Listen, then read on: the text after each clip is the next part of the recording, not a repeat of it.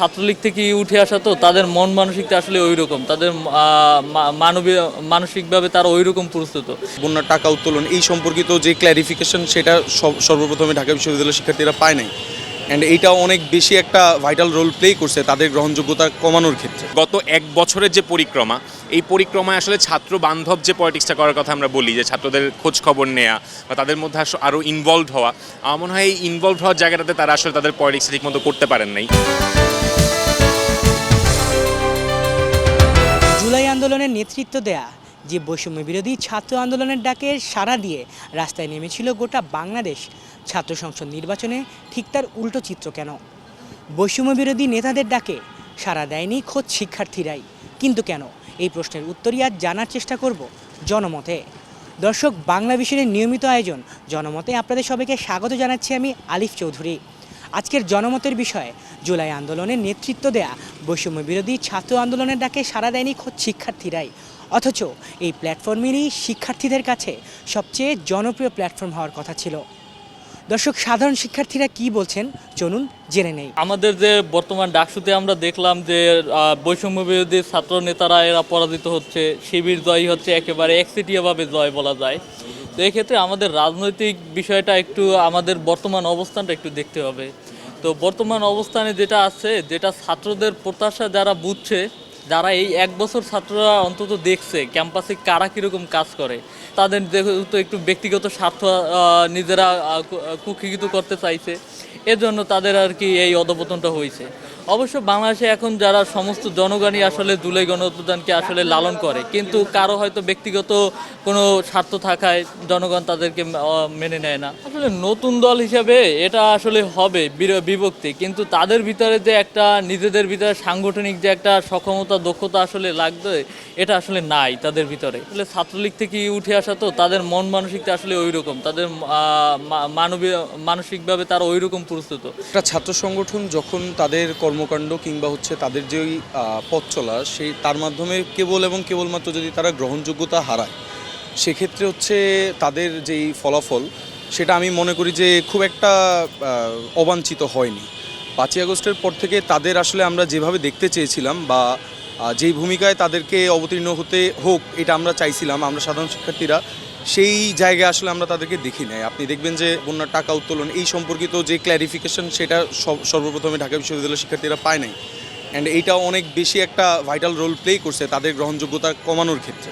তারপর পরবর্তী সময়গুলোতে আপনি দেখবেন বাকছার যেদিন লঞ্চ হয় বা যেদিন ঢাকা বিশ্ববিদ্যালয়ের মাটিতে প্রথম তাদের কার্যক্রম শুরু করতে যায়, সেদিন ঢাকা বিশ্ববিদ্যালয়ে একটা অস্থিতিশীল পরিস্থিতি তৈরি হয় এবং তাদের দেখা যায় 2 গ্রুপ কিংবা কয়েকটা গ্রুপের অন্তর্কোন্দলের জন্য ঢাকা বিশ্ববিদ্যালয়ের ইমেজ কিন্তু আলটিমেটলি এখানে অনেক বেশি ডাউন হয়ে গেছিলো। সেক্ষেত্রে ঢাকা বিশ্ববিদ্যালয়ের শিক্ষার্থীরা হয়তো বা মনে করেনি বা তারা ক্যাম্পাসের ভাবমূর্তি ক্ষুণ্ণ করবে না, এই ব্যাপারে হয়তো বা তারা ভরসা পায় নাই ঢাকা বিশ্ববিদ্যালয়ের শিক্ষার্থীরা। সেই জন্য বাকছাসকে বা বৈষম্য বিরোধী শিক্ষা আন্দোলনের যে প্ল্যাটফর্ম, এই প্ল্যাটফর্মকে তারা বেছে নেয়নি।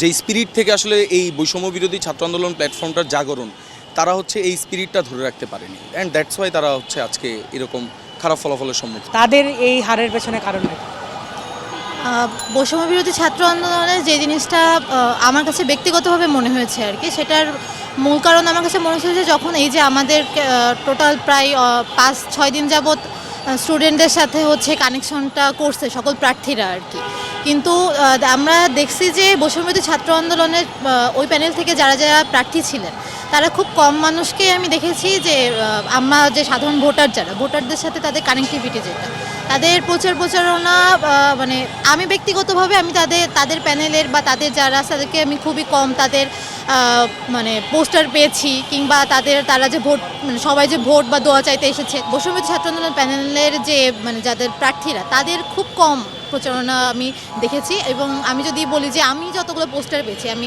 হলের আবাসিক, তো হলেও প্রত্যেকটা হয়েছে, তো সেখানে যদি আমি স্ট্যাটিস্টিক্সটা দেখি, তো সেখানে দেখা গেছে যে বৈষম্য ছাত্র আন্দোলনের মানে পোস্টার কিংবা তাদের প্রচারণা খুবই কম পেয়েছি। তারা 5 আগস্ট পরবর্তী স্টুডেন্টদের সাথে যেভাবে কানেক্টেড হওয়ার কথা ছিল, আমার মনে হয় তারা ওইভাবে আসলে কানেক্ট করতে পারেনি। তারা স্টুডেন্টদের কথা শুনেনি গিয়ে তাদের কি প্রবলেম বা তারা আসলে কি চায়, সো এই চাওয়া পাওয়াগুলো নিয়ে আসলে স্টুডেন্টদের সাথে তাদের তেমন মেবি কোনো কথা হয়নি, সো কানেক্টেড ফিল করেনি হয়তো স্টুডেন্টরা। জুলাইয়ের পর যে সময়টা ছিল ওই সময়টাতে তাদের কাছে মানুষের একটা বড় পপুলারিটি বলেন বা ম্যান্ডেট বলেন এই জিনিসটা ছিল।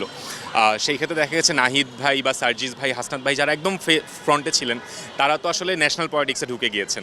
ছাত্র বিশ্ববিদ্যালয়ের যে পলিটিক্স সেটা ছিল কাদের ভাই বাকের ভাইদের উপরেই, বাকচাষের উপর। আমার মনে হয় গত এক বছরের যে পরিক্রমা, এই পরিক্রমায় আসলে ছাত্র বান্ধব যে পলিটিক্সটা করার কথা আমরা বলি, যে ছাত্রদের খোঁজ খবর নেওয়া বা তাদের মধ্যে আরও ইনভলভ হওয়া, আমার মনে হয় এই ইনভলভ হওয়ার জায়গাটাতে তারা আসলে তাদের পলিটিক্স ঠিকমতো করতে পারেন নাই। এবং ছাত্রদের ম্যান্ডেট পাওয়ার জন্য আসলে বিশ্ববিদ্যালয়ে কী করার কথা, যে আমাদের জন্য উন্নয়নমূলক কাজ কারা করছে বা আমাদের পাশে কারা থাকছে, এই জায়গাটাতে আসলে হয়তো, যেমন আপনি যদি মনে করেন যে একটা ঘটনা হয়েছিল শহীদুল্লাহ হলে, যে একজন মানুষ মারা যাওয়ার কথা, ওই সময়ও কিন্তু বাকছাসের মানুষই সবচেয়ে বেশি অ্যাক্টিভ ছিলেন, কিন্তু ওখানেও তাদের রোলটা আসলে অত বড় ছিল না বা ইফেক্টিভ ছিল না। সম্প্রতি জাকসু নির্বাচন হলো, এখানে আপনি জিতু ভাই জয়লাভ করেছে। তো আপনি যদি ওইখানে শিক্ষার্থীদের মতামত নেন যে জিতু ভাইয়ের জয় হওয়ার কারণটা কি, ওইখানে দেখবেন হচ্ছে জিতু ভাইয়ের যে কার্যক্রমগুলো ছিল ইউনিভার্সিটিতে মোটামুটি সবাই সন্তুষ্ট ছিল। বাট আমরা হচ্ছে বৈষম্য বিরোধী ছাত্র আন্দোলনের পরে আমরা ওইভাবে কার্যক্রমগুলো ওইভাবে রিচ হয়নি আর কি স্টুডেন্টের মাধ্যমে, বা স্টুডেন্টরা ওইভাবে আসলে বৈষম্য বিরোধী ছাত্র আন্দোলনের যে নেতারা ছিল ওইভাবে আসলে পজিটিভলি নিতে পারে নাই। সো যার কারণে আমি মনে করি হচ্ছে তাদের এই ভরাডুবির কারণে। হ্যাঁ, অবশ্যই যখন আপনি একটা ডিভাইড সৃষ্টি করবেন তখন তো মানুষের মধ্যে হচ্ছে নেগেটিভ ইম্প্যাক্ট ফেলবে। সো ওই জায়গা থেকে এটাও একটা কারণ হতে পারে আমার মতে। মূলত তাদের এই পরাজয়ের কারণটা কি বলে আপনি মনে করেন? আমার কাছে সবচেয়ে বড় কারণ যেটা মনে হচ্ছে, জুলাই আন্দোলন পরবর্তী সময়ে যে সমসাময়িক বিষয়গুলো ঘটেছে আমাদের সামনে, যে বৈষম্য বিরোধী ছাত্র আন্দোলনের সম্পর্কিত যে নেতাকর্মী তারা হচ্ছে বিভিন্ন অপকর্ম বলতে গেলে আমরা যে অভিযোগগুলো পেয়েছি, তারা বিভিন্ন জায়গায় চাঁদাবাজি সহ আমরা এগুলা সচক্ষে বিভিন্ন আপনাদের গণমাধ্যমে দেখেছি। তারা হচ্ছে এই ধরনের ইয়াতে জড়িয়ে পড়ার কারণে মানুষের এবং ঢাকা ইউনিভার্সিটির শিক্ষার্থীর মধ্যে তাদের প্রতি একটা বিরূপ প্রভাব ফেলে, যেটা হচ্ছে আমি মনে করি সবচেয়ে নির্বাচনে সবচেয়ে বড় এক্সপেক্টর হিসেবে কাজ করছে তাদের বিরুদ্ধে ভোট দেওয়া বা তাদের বিরুদ্ধে প্রার্থীদের ভোট দেওয়ার বিষয় আর কি বিচ্যুত হয়েছে। কারণ তাদের নিজেদের মধ্যে যে কোন্দল হয়েছে, এটা আমরা সাধারণ মানুষ কখনো আশা করি নাই যে একটা জুলাই পরবর্তী রেভলিউশন যারা নিয়ে এসেছে তারা এত অল্প সময়ে তারা বিচ্ছিন্ন হয়ে যাবে মানুষ এরিয়া থেকে। এটা খুবই হতাশাজনক। মানে আমরাও আশা করেছিলাম তাদের মধ্যে এই ঐক্যটা আরও বজায় থাকবে, আমরা তাদের থেকে অনেক বেশি আশা করেছিলাম। হয়তোবা এখানে জয়ী না হোক একটা ভালো পজিশন তারা ধরে রাখবে এমনটা আশা ছিল। সবাই তো এখন সবাইকে চায় না, এখন দেশে তো সবার এখন মত সমান না। যার মত এখন সবাই ভেবেছে হয়তো শাহিদ কায়েম ভাইকে যদি ভোটটা দেই এখন হয়তো ক্যাম্পাসে উন্নতি হবে, সেই জন্য হয়তো ভোটটা। দর্শক, এই ছিল আজকে জনমতে। আবার দেখা হবে আগামী কোনো এক পর্বে অন্য কোনো এক প্রসঙ্গ নিয়ে। ততদিনে ভালো থাকুন, সুস্থ থাকুন আর বাংলা ভিশনের সাথেই থাকুন।